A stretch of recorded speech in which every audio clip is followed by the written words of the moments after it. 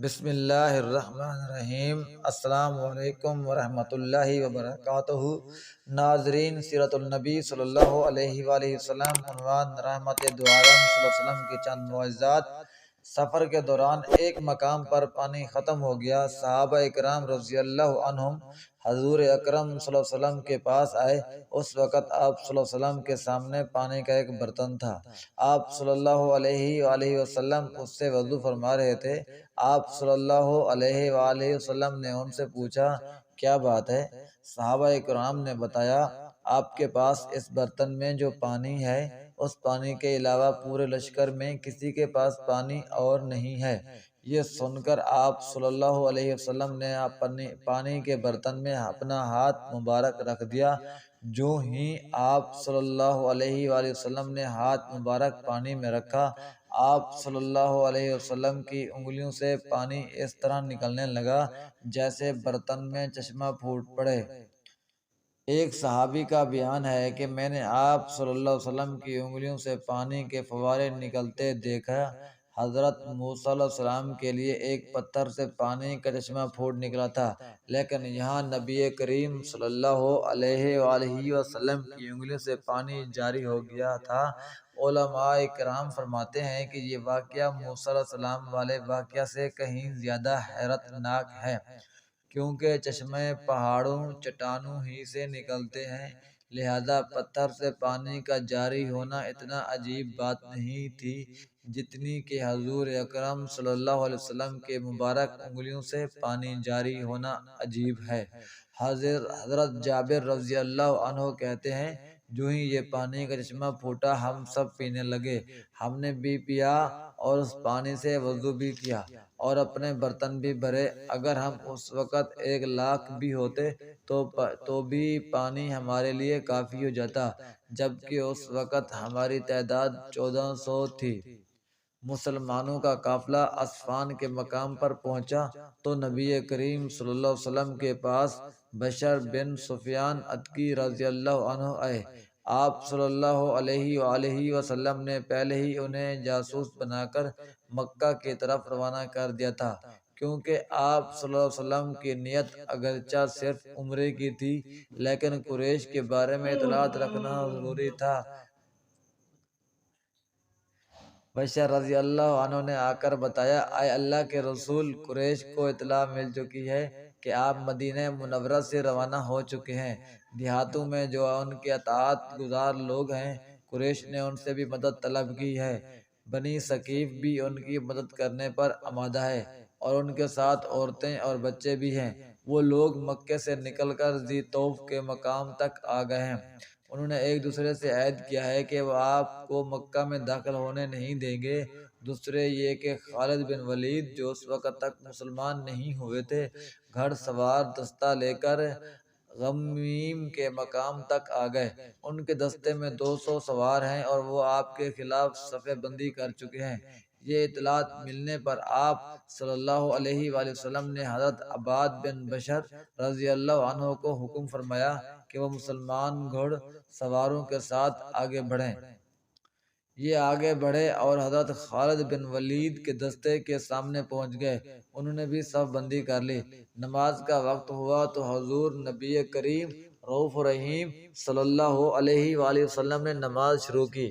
جب مسلمان نماز سے فارغ ہوئے تو کچھ مشرکوں نے کہا، ہم نے ایک اچھا موقع گنوا دیا، ہم اس وقت ان پر حملہ کر سکتے تھے جبکہ یہ نماز پڑھ رہے تھے، ہم اس وقت انہیں آسانی سے ختم کر سکتے ہیں۔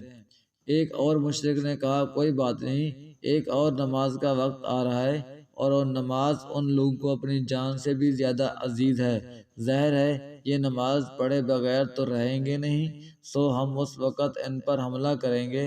نماز عصر کا وقت ہوا تو اللہ تعالیٰ نے حضور نبی کریم رؤوف رحیم صلی اللہ علیہ وسلم کے پاس حضرت جبریل علیہ السلام کو بھیج دیا۔ وہ صلوات خوف کی آیات لے کر آئے تھے، جس میں اللہ تعالیٰ نے فرمایا، ترجمہ، اور جب آپ ان کے درمیان ہو اور آپ انہیں نماز پڑھانا چاہیں تو یوں کرنا چاہیے کہ لشکر کا ایک گروہ تو آپ کے ساتھ کھڑا ہو جائے اور وہ لوگ ہتھیار لے لیں، پھر جب یہ لوگ سجدہ کر چکے ہیں تو یہ آپ کے پیچھے آ جائیں۔ اور دوسرا گروہ جس سے نماز نہیں پڑھی ہے آ جائے اور نماز پڑھ لے، اور یہ اپنے بچاؤ کا سامان ہتھیار وغیرہ لے لیں۔ سورۃ النساء۔ چنانچہ اس طرح نماز ادا کی گئی۔ یہ نماز خوف تھی، یعنی جب دشمن سے مقابلہ ہوا تو آدھا لشکر پیچھے ہٹ کر 2 رکعت ادا کر لے اور واپس اپنی جگہ پر آ جائے، باقی جو لوگ رہ گئے اب وہ جا کر 2 رکعت ادا کریں گے۔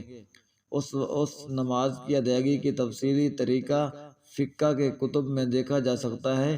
مسلمانوں نے جب عصر کی نماز اس طرح ادا کی تو مشرک بول اٹھے، افسوس ہم نے ان کے خلاف جو سوچا تھا اس پر عمل نہ کر سکے۔ ادھر حضور اقدس صلی اللہ علیہ وسلم کو اطلاع ملی کہ قریش مکہ آپ کو بیت اللہ کی زیارت سے روکنے کا فیصلہ کر چکے ہیں، تو آپ صلی اللہ علیہ وسلم نے صحابہ کرام رضی اللہ عنہ اس بارے میں مشورہ کیا اور ان سے فرمایا، لوگوں مجھے مشورہ دو، کیا تم یہ چاہتے ہو کہ ہم بیت اللہ کی زیارت کا فیصلہ کر لیں اور جو بھی ہمیں اس سے روکے اس سے جنگ کریں؟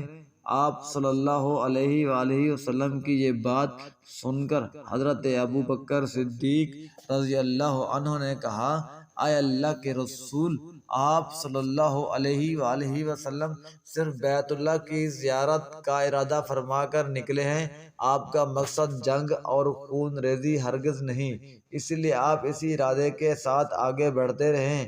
اگر کوئی ہمیں اس زیارت سے روکے گا تو اس سے جنگ کریں گے۔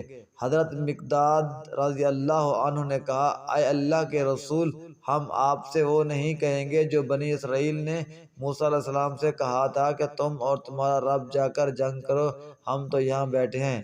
ہم تو آپ سے کہتے ہیں آپ اور آپ کا رب جنگ کریں، ہم بھی آپ کے ساتھ جنگ کریں گے۔ اے اللہ کے رسول، اللہ کی قسم، اگر آپ ہمیں لے کر برق غماد بھی جانا چاہیں تو ہم بھی آپ کے ساتھ ہوں گے، ہم میں سے ایک شخص بھی واپس پیش نہیں کرے گا۔ برق غماد مدینہ منورہ سے بہت دور دراز کے ایک مقام کا نام ہے۔ ان دنوں حضرات کی رائے لینے کے بعد آپ صلی اللہ علیہ وسلم نے فرمایا، بس تو پھر اللہ کا نام لے کر آگے بڑھو۔ چنانچہ مسلمان آگے روانہ ہوئے، یہاں تک کہ حدیبیہ کے مقام پر پہنچے۔ اس جگہ حضور اکرم صلی اللہ علیہ وسلم کی اونٹنی خود بخود بیٹھ گئی۔ لوگوں نے اٹھانا چاہا لیکن وہ نہ اٹھی۔ لوگوں نے کہا کسوی اڑ گئی ہے۔ حضور اکرم صلی اللہ علیہ وسلم نے یہ سن کر ارشاد فرمایا، یہ اڑی نہیں اور نہ اڑنے کی اس کی عادت ہے، بلکہ اس سے اس ذات نے روک لیا جس نے ابرہہ کے لشکر کو مکہ میں داخل ہونے سے روک دیا تھا۔ مطلب یہ تھا کہ کسوی خود نہیں رکی، اللہ کے حکم سے رکی ہے۔ حضور اکرم صلی اللہ علیہ وآلہ وسلم نے اس مقام پر قیام کا حکم فرمایا۔ اس پر صحابہ نے عرض کیا، اے اللہ کے رسول، یہاں پانی نہیں ہے۔ یہ سن کر حضور اکرم صلی اللہ علیہ وسلم نے اپنے ترکش سے ایک تیر نکال کر نجیبہ بن جندب رضی اللہ عنہ کو دیا، جو آپ صلی اللہ علیہ وسلم کی قربانی کے جانور کے نگران تھے۔ حضور اقدس صلی اللہ علیہ وسلم نے حکم فرمایا کہ یہ تیر کسی گڑھے میں گاڑ دو۔ تیر ایک ایسے گڑھے میں گاڑ دیا گیا جس میں تھوڑا سا پانی موجود تھا، فوراً ہی اس میں سے میٹھے پانی کا چشمہ ابلنے لگا، یہاں تک کہ تمام لوگوں نے پانی پی لیا، جانوروں کو بھی پانی پلایا۔ پھر سب جانور اسی گھڑے کے گرد بیٹھ گئے، جب تک تیر اس گھڑے میں لگا رہا اس میں سے پانی ابلتا رہا۔ گھڑے سے پانی ابلنے کی خبریں قریش تک بھی پہنچ گئی۔ ابو سفیان رضی اللہ عنہ نے لوگوں سے کہا، ہم نے سنا ہے حدیبیہ کے مقام پر کوئی گڑھا ظاہر ہوا ہے، اس میں سے پانی کا چشمہ پھوٹ پڑا ہے، ذرا ہمیں بھی تو دکھاؤ محمد نے یہ کیا کرشمہ دکھایا ہے۔ چنانچہ انہوں نے وہاں جا کر اس گڑھے کو دیکھا، گڑھے میں لگے تیر کی جڑ سے پانی نکل رہا تھا۔ یہ دیکھ کر ابو سفیان اور اس کے ساتھی کہنے لگے، اس جیسا واقعہ تو ہم نے کبھی نہیں دیکھا، یہ محمد صلی اللہ علیہ وسلم کا چھوٹا سا جادو ہے۔ مزید اسلامی ویڈیوز دیکھنے کے لیے میرا چینل پیارا ملتان پلیز سبسکرائب اور لائک کر دیں۔